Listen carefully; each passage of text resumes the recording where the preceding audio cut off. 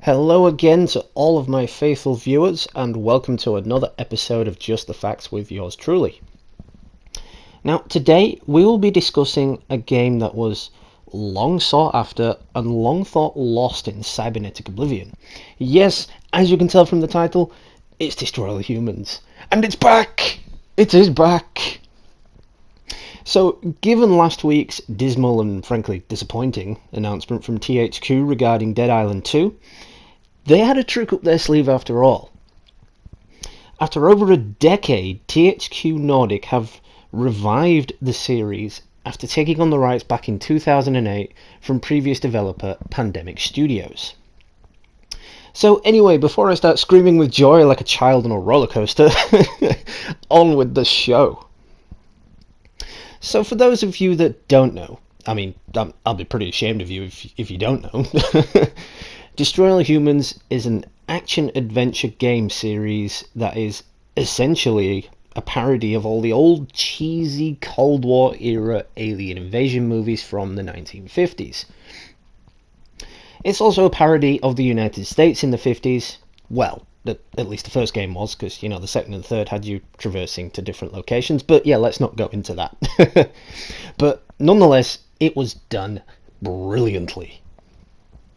In it, you play as Cryptosporidium 137. Well, when you die, it's 138, then 139. Okay, that could take a while, so safe to say, as well as being a mass murderer, we too were also murdering a member of an endangered species. It's kind of a bizarre turn of events if you think about it. Anyway, our beloved alien is a member of the fictional Furon race. Furon. It's kind of hard to pronounce that. You can't say it properly on your first go around. It's Furon race, right? Of aliens who have come to Earth to harvest DNA from humans using an anal probe gun. Yes, so very atypical of alien invasions. I feel like it's a Paul moment here. Like, why am I harvesting farts? What am I going to learn from an ass? Anyway, this was to continue the cloning process of the species so they wouldn't be, endangered anymore. Moving on, we already know that THQ Nordic are announcing 2 new games at E3 2019. And it would appear that the announcements are for 2 beloved franchises that will kind of make players extremely giddy to see make a return. It'll be like watching a child eat chocolate for the first time and having to deal with the sugar high. Anyway, one is a new vision, or as developers like to call it these days, a soft reboot. Yes, it's the long-awaited return of our galactically beloved game franchise, Destroy All Humans. I, for one, am insanely excited for this game. I love Destroy All Humans. It was absolutely amazing and brilliant for its time. When I first heard it was coming back, I was like, oh my god, oh my god, oh my god. My inner child got me all giddy. I, for one, cannot wait to see the return of our beloved green... Well, wait, sorry, hang on. He's not green. Destructo-loving alien. Obviously, we should all take this with a grain of salt. But the idea that THQ Nordic are bringing back the Zesty series, or Zany series, isn't that out there if you really think about it. It's one of their bigger, more popular IP titles. And there is a zesty hunger for a new one after they tried to remake the franchise on PS3 with Path of the Furon, which didn't go as well as they'd hoped. I must admit, I love Destroy All Humans, but Path of the Furon, it was a bit cheesy, to be quite honest with you. But Path of the Furon released way back in December of 2008, so that's over a decade ago. That's a huge amount of time to leave us waiting for a sequel or a reboot, in any case. But these days, as digital sales and PlayStation Now are proving, there's high demand for the classics. So this is probably what prompted THQ to drop a new game. That, or they've just stopped working on Dead Island 2, yet again, and need a space filler for the time. So, if you do get around to watching the trailer, I'm sure it's on YouTube by now. I can't, unfortunately, put the trailer in there because of copyright issues. You know, I haven't got permission to use it, so I'm not allowed to do so. I may drop a link in the description, but again, I don't want to risk getting into any trouble for that, so just bear with me on that. But you can actually see from that trailer, this is a proper remake, or soft reboot, and not a remaster.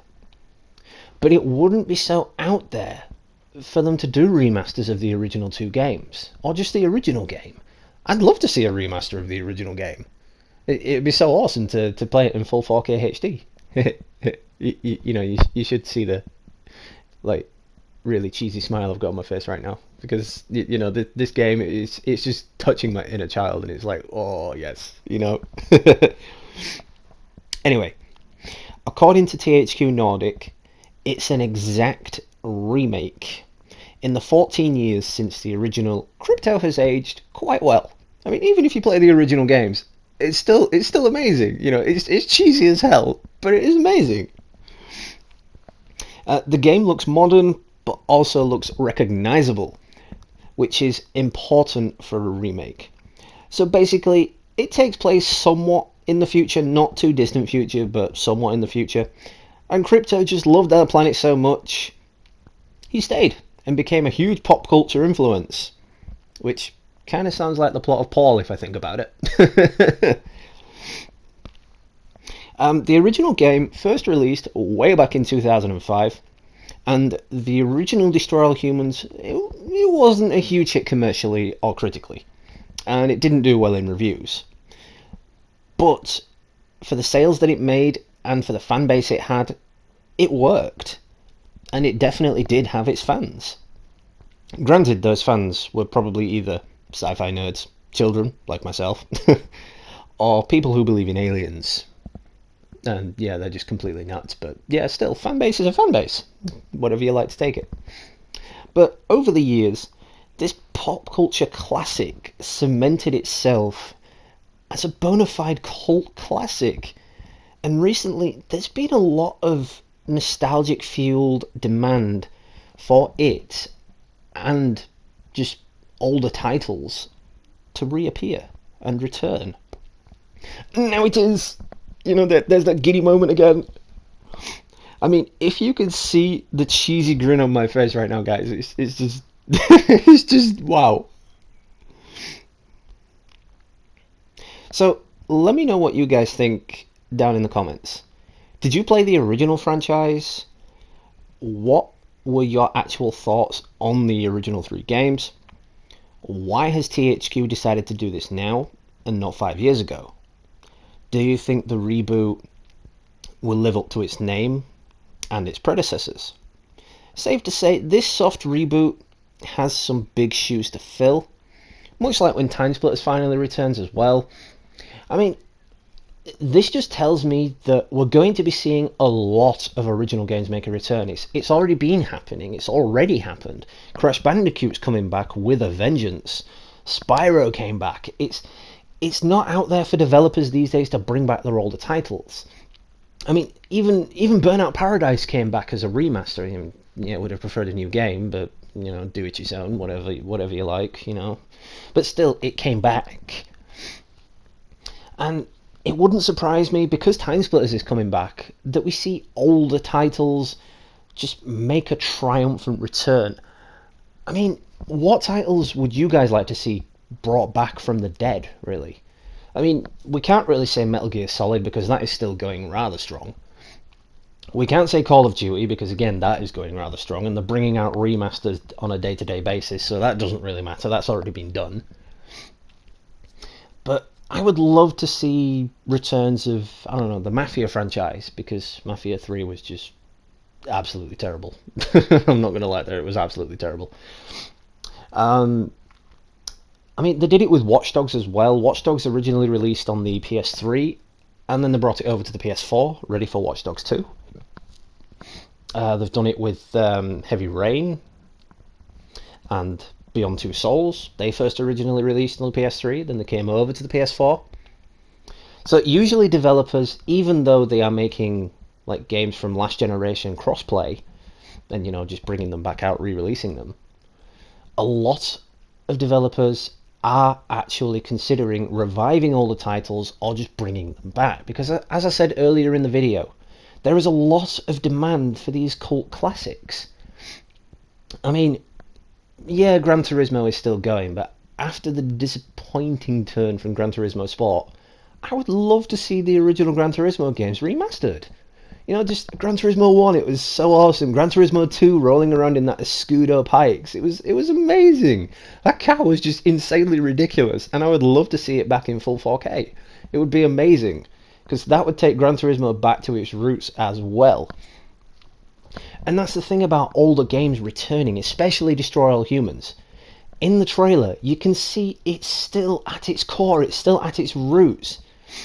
Whether or not it becomes a fully open world game, as opposed to just exploring certain environments, that is unknown. We'll probably hear more about that at E3 later this year. But yeah, it is so exciting to see these older games coming back. I mean, I just don't have words, I mean, why is it taking so long? I mean, with the next generation of consoles coming next year, you'd think they'd save all this for next year, but they are doing it now. I mean, Crash Bandicoot, fair enough, that was a couple of years ago now. And it was expected to re-release at some point, or release with a new game. We just never expected the original 3. And with Team Racing now on its way, what else can we expect? Can we expect Crash Twinsanity, Wrath of Cortex, etc., etc.? We just don't know, because they are bringing back so much. But anyway, before I turn this into just facts about random games that I want to see coming back, let me know what you guys want to see in future in terms of remasters or new games or soft reboots, as they call it, down in the comments below. But yeah, that is it for this episode. Sorry it's a little bit shorter than usual, but that is literally all we will know on Destroy All Humans until E3 later this year. But I hope you all enjoyed it, and I hope I've expanded your gaming knowledge and gotten you all giddy about this game. So stay tuned later today, because we will be continuing what is left of our Telltale game series. Of course, with Batman now finishing, all we have left is Back to the Future and The Walking Dead. Coincidentally, The Walking Dead is now on screen. But yeah, of course, tomorrow we have the season finale of The Walking Dead Season 2, so don't miss it, because next week we'll be moving on to Season 3. Not the best fan of Season 3. You will hear me criticising that game quite a lot while playing it. It might be best if I just turn off the commentary for that game, because I really didn't like it.